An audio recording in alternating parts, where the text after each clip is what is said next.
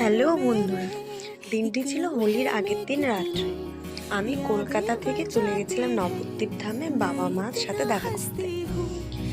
প্রায় 3 মাস পর বাবা মার সাথে দেখা হয়ে সে যে কি আনন্দ।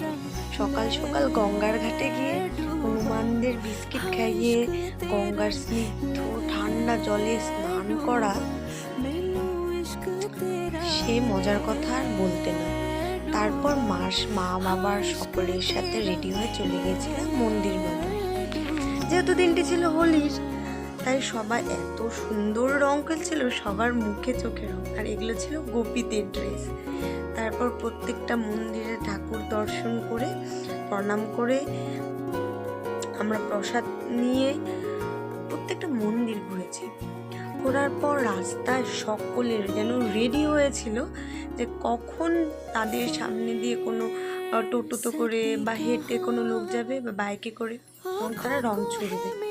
তারা সবাই রেডি হয়েছিল, পিচকারি নিয়ে, আবির নিয়ে, বোতলে জল নিয়ে, বেলুন ফুলিয়ে জল নিয়ে সকলে। তারপর আমরা ঠাকুরকে আবির দিই, নিজেরা রং খেলবো কি, আর লোকেরাই, রাস্তার লোকেরাই রং দিয়ে ভর্তি করে দিয়েছে। তারপর আবার সেই রাতের ট্রেনে আবার আমি ফিরে আসি আমার কলকাতায়।